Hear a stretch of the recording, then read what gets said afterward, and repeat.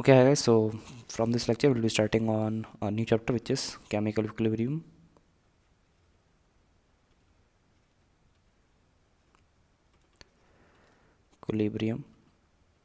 Okay, so first let's discuss types of reactions. Type of reactions can be first irreversible reaction and second reversible reaction.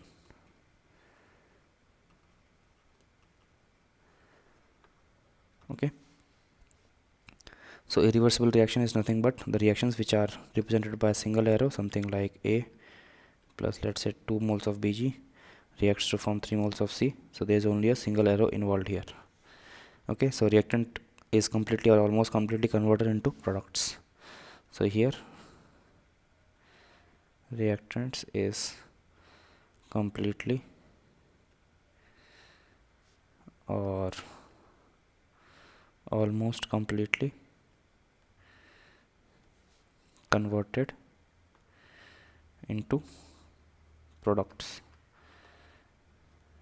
Okay, so in general we can say that in general open vessel is used for this type of reactions.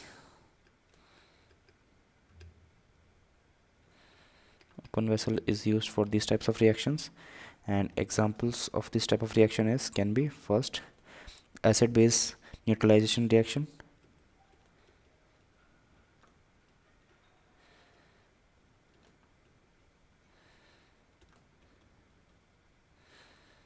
okay, so that can be HNO3 aqueous plus KOH aqueous forming KNO3 again aqueous plus H2O.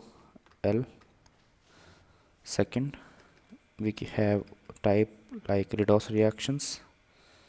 So in redox reactions we have example as CuS reacting with 2Ag plus, forming 2Ag plus is in aqueous state, so this forms Cu plus 2 aqueous plus 2Ag solid in solid state. Then we have combustion reactions.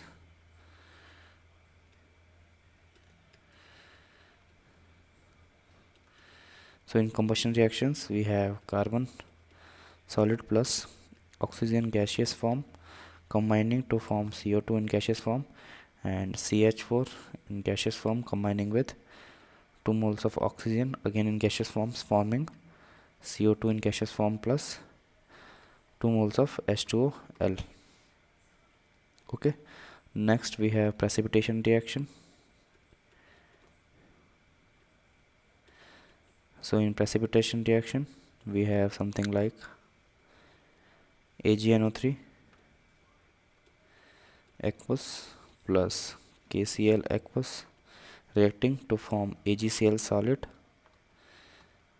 plus KNO3 in aqueous form or aqueous phase, whatever you may want to call it. Next, let's discuss reversible reactions.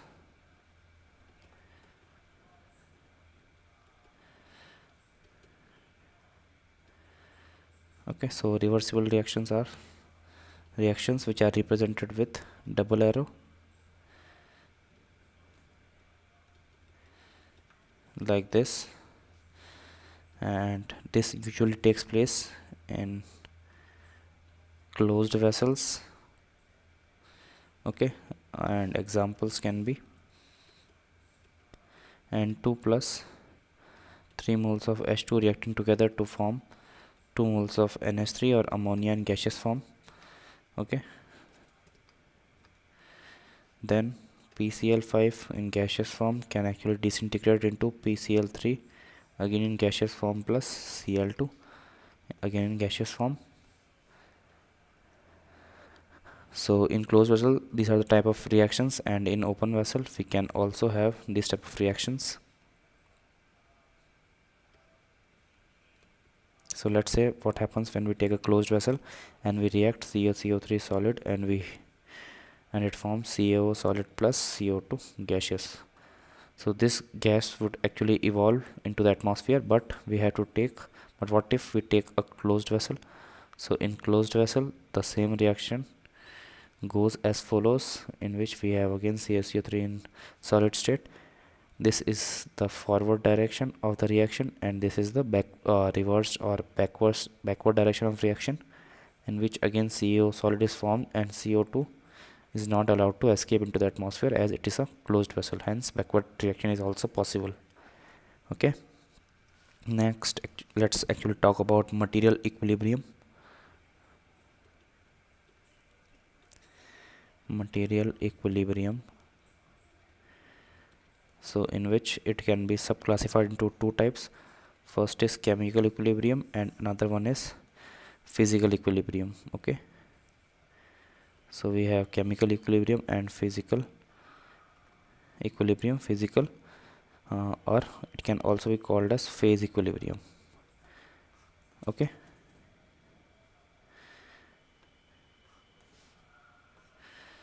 so in chemical equilibrium, chemical changes are involved.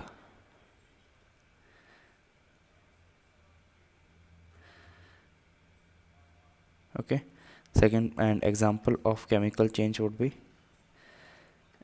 N2G plus 3 moles of H2G converting into 2 moles of NH3G, or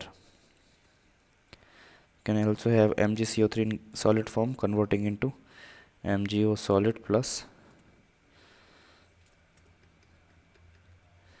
CO2 gaseous. So this is the chemical type or the chemical equilibrium. And in physical equilibrium, we have something like only phase change occurs, no chemical changes involved, only phase changes. So what do I mean by phase changes? Phase changes, the example can be solid X converting into liquid X, or liquid X converting into gaseous form of X, or it can be also that solid X directly converting into gaseous X. Okay, so with this we come to the end of this lecture. In the next lecture we'll be continuing on seeing more theory on chemical equilibrium. So till then, good luck and goodbye.